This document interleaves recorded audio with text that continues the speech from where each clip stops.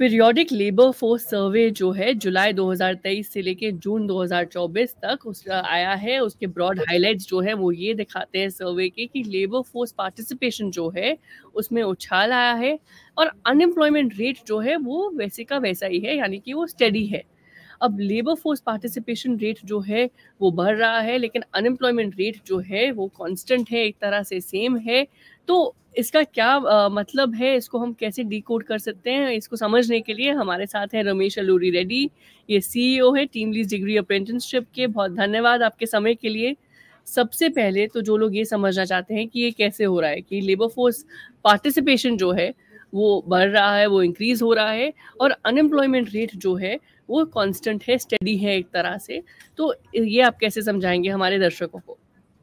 Thank you Sakshi for having me on this call.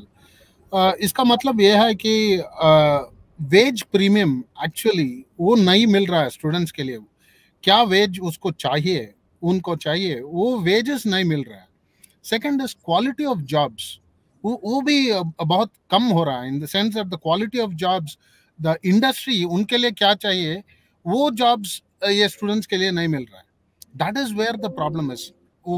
ये मतलब यही है that there is a gap between the quality of the jobs and the wage premium that the students are really looking out for. जी बिल्कुल, तो ये gap हम कैसे address कर सकते हैं?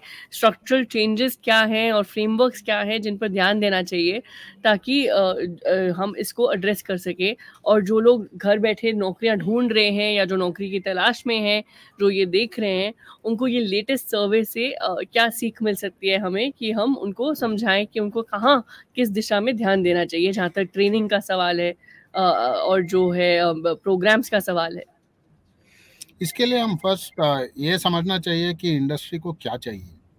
इंडस्ट्री को क्या चाहिए, उनके लिए प्रोडक्टिविटी चाहिए। डे वन ज्वाइन किया तो कैंडिडेट, उनका प्रोडक्टिविटी पीक में होना चाहिए। प्रोडक्टिविटी अच्छा है तो वो अच्छा सैलरी दे सकता है और अच्छा नौकरी भी दे सकता है। अभी प्रॉब्लम यह है कि स्टूडेंट्स का स्किल्स गैप है उनमें। सो वो स्किल्स गैप शॉर्टन किया और वो गैप को कम किया तो तब वो दूसरा जॉब दे सकता है और प्रीमियम वेजेस भी दे सकता है, ताकि क्योंकि productivity will go up because of this. So the biggest thing which industry needs is productivity, and इनके लिए ये हायर एजुकेशनल इंस्टीट्यूट्स HEIs इस चीज में ध्यान देना चाहिए कि vocational training is as important as theoretical learning. आज का करिकुलम कैसा पूरा थियरी में focused. NEP, new education policy, is actually trying to say that you need to have vocational learning as part of the curriculum. पर आज all the HEIs उसको embrace नहीं किया है। वो that is the problem. So if the HEIs and all the educational institutes, if they are able to embrace vocational learning as well along with the theoretical learning, तब ये gap कम हो जाएगा और स्टूडेंट्स के लिए अच्छा काम मिलेगा फर्स्ट, और अच्छा वेजेस भी, सैलरी भी अच्छा होगा।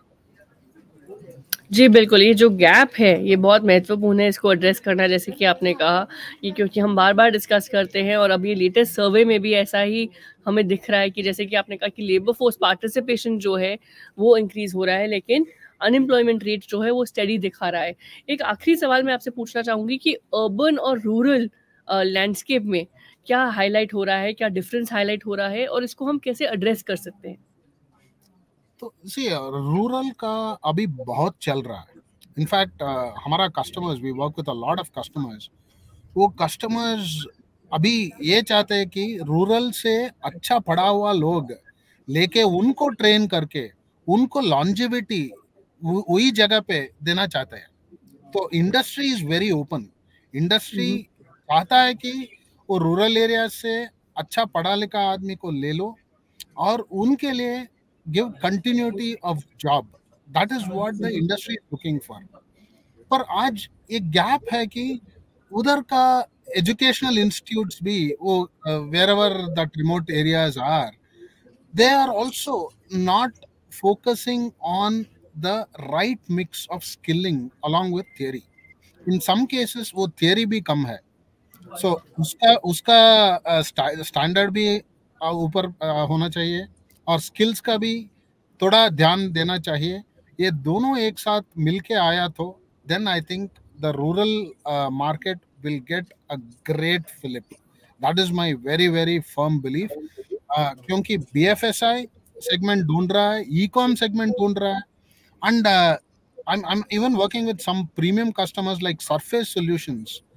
उनके लिए ये रूरल एरियाज में they want labor force who are well read and who have the skills. In the जी urban, बिल्कुल। in the अर्बन urban में आप area, सॉरी आप अर्बन एरियाज में हम जस्ट ये स्किलिंग और थियरी को बैलेंस किया तो I think there will be a great opportunity. एक और एडवाइस अर्बन एरिया लोग, if people are looking for technology और वाइट कॉलर जॉब्स, उनके लिए बी इट अर्बन और रूरल, अभी the change is happening so fast and the macro economic condition is also not so good. तो AI बहुत बदल रहा है, so the whole industry is changing because of artificial intelligence.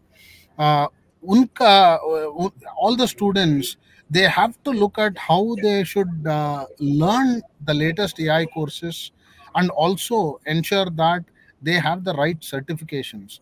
ये पढ़ाई किया तो then they will have good jobs and good wages, but they should also look at soft skills outside the technology skills, क्योंकि अभी AI क्या कर रहा है, पूरा टेक्नोलॉजी लैंडस्केप को AI कर रहा है। The soft skills is becoming more important, so the students need to start developing their soft skills, and for that there are a lot of behavioral programs, वो भी उनको ध्यान देना चाहिए, and if education is able to do that, then I think it will go a long way. जी जी, बहुत बहुत धन्यवाद आपके समय के लिए।